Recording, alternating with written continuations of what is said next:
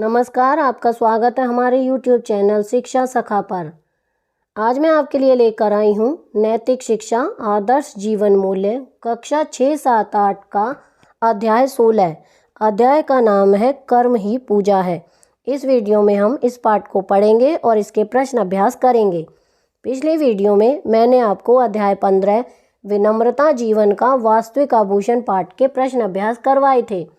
अगर आप मेरे चैनल पर नए हैं और अभी तक आपने मेरे चैनल को सब्सक्राइब नहीं किया है तो प्लीज़ सब्सक्राइब कर लें और बेल आइकन को ज़रूर दबाएं।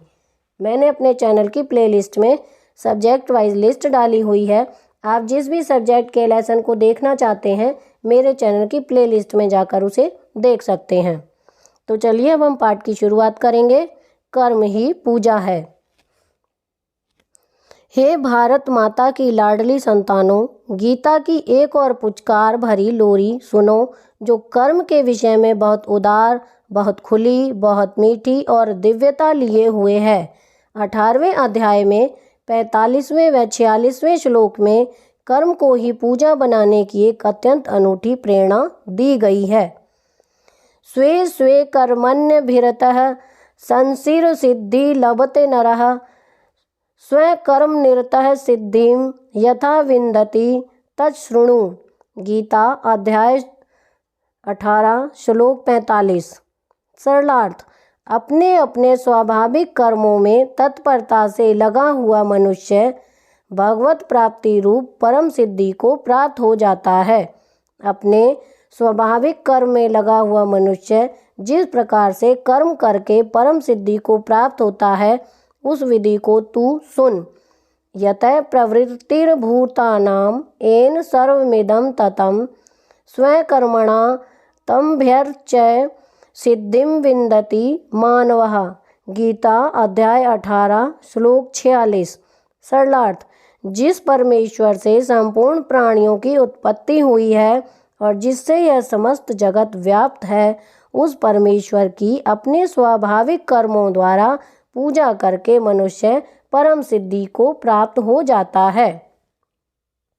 भगवान श्री कृष्ण स्पष्ट कहते हैं कि जहाँ कोई भी है, जिस किसी भी जाति, वर्ग, वर्ण, पद, स्थान अथवा कहीं भी चाहे किसी भी कार्य क्षेत्र में है, अपने अपने कर्म को करता हुआ जीवन की सफलता, सार्थकता, उच्चता एवं श्रेष्ठता प्राप्त कर सकता है। साथ ही साथ जिस परमेश्वर से समस्त प्राणियों की उत्पत्ति हुई है एवं जिससे यह सारा संसार व्याप्त है, अपने अपने कर्मों द्वारा कोई भी उस परमेश्वर की पूजा कर सकता है अथवा कर्म को ही पूजा बना सकता है। कर्म ही पूजा बन जाए, यह अपने आप में गीता की मौलिक दिव्य प्रेरणा है। यह एक अद्भुत चिंतन है जो सर्वत्र स्वीकार किए जाने योग्य है। केवल स्वीकार ही नहीं, अभिनंदनीय एवं वंदनीय भी है। बहुत स्थानों पर प्राय हम देखते हैं कि एक आदर्श वाक्य के रूप में लिखा होता है, कर्म ही पूजा है। वास्तव में यह बहुत सुंदर, प्रेरक और आदर्श वाक्य है।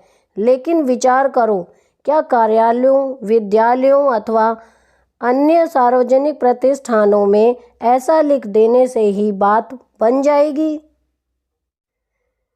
कदाचित नहीं। आवश्यकता व्यवहार में लाने की है, केवल कथनी अथवा लेखनी से बात बनने वाली नहीं। गीता मात्र कथनी का उपदेश नहीं, यह तो व्यवहारिक धरातल का संदेश है। यही कारण है कि गीता का विश्व में समस्त श्रेष्ठ चिंतकों ने आदर किया। आओ बच्चों, देखते और विचार करते हैं कि कर्म को पूजा बनाने हेतु गीता के इन महत्वपूर्ण श्लोकों में क्या प्रेरणा है। पहले तो आप इस बात को मन में धारण करें कि जब हम कोई भी कर्म करें वह प्रभु को समर्पित कर दें। इस प्रकार जब हमारी वही कर्म भगवान की पूजा और प्रसन्नता बन सकता है तो क्यों ना हम अपने कर्मों को ही पूजा बना लें। विचार करके बताओ, बनाना चाहिए या नहीं? यदि हाँ तो बहुत ध्यान से देखो और समझने का प्रयास करो। ऊपर दिए गए 18वें अध्याय के 45वें श्लोक में भगवान श्री कृष्ण ने प्रारंभ में ही स्वे स्वे कर्मणि अभिरतः श्लोकांश लगाया। इसका सीधा स्पष्ट अर्थ है अपने अपने कर्म में स्वयं को अच्छी प्रकार से लगाते हुए, अर्थात अपने कार्य के प्रति पूरी निष्ठा और गंभीरता। वैसे भी यह बात तो आपको भली भांति पहले स्पष्ट हो ही चुकी है कि अपने कर्तव्य के प्रति किसी भी प्रकार का ढीलापन, आलस्य, प्रमाद या कामचोरी गीता को कभी भी स्वीकार्य नहीं। गीता को आलसी और कामचोर बच्चे बिल्कुल भी अच्छे नहीं लगते। यह ध्यान रखो, कर्म पूजा बन जाए, इसके लिए सबसे पहला संकेत ही यही है कि कर्तव्यनिष्ठ बनो, कामचोर नहीं। अब हम इस पाठ के प्रश्न अभ्यास करेंगे। पहला प्रश्न है, गीता के 18वें अध्याय में श्री कृष्ण ने क्या संदेश दिया है? उत्तर, गीता के 18वें अध्याय में श्री कृष्ण ने कहा है कि कर्म ही पूजा है। प्रश्न 2, गीता हमें कर्म के संबंध में क्या प्रेरणा देती है? उत्तर, कर्म ही पूजा बन जाए, यह अपने आप में गीता की मौलिक दिव्य प्रेरणा है। प्रश्न 3, समस्त मनुष्य समुदाय किसके अनुसार आचरण करता है? उत्तर, समस्त मनुष्य समुदाय अपने स्वभाव के अनुसार आचरण करता है। प्रश्न 4, कर्म ही पूजा है, इस संदर्भ में अपने विचार प्रकट करें। उत्तर, कर्म करता हुआ व्यक्ति जीवन की सफलता, सार्थकता, उच्चता एवं श्रेष्ठता प्राप्त कर सकता है। कर्म को पूजा मानकर करना चाहिए। प्रश्न 5, आपके विचार से कर्महीन व्यक्ति का जीवन किस प्रकार का होगा? उत्तर, मेरे विचार से कर्महीन व्यक्ति का जीवन आलस से भरा, असफलताओं से घिरा तथा नकारात्मक प्रवृत्ति वाला होगा। तो यहाँ पर हमारा पाठ 16 का अभ्यास का कार्य पूरा हो गया है। अगली वीडियो में मैं आपको अध्याय 17 दृष्टि कर्तव्य पर, फल पर नहीं, पाठ के प्रश्न अभ्यास करवाऊंगी। आपको मेरी ये वीडियो कैसी लगी मुझे कमेंट करके ज़रूर बताएं। प्लीज़ मेरे चैनल को लाइक करें, शेयर करें और सब्सक्राइब करना ना भूलें। Thank you.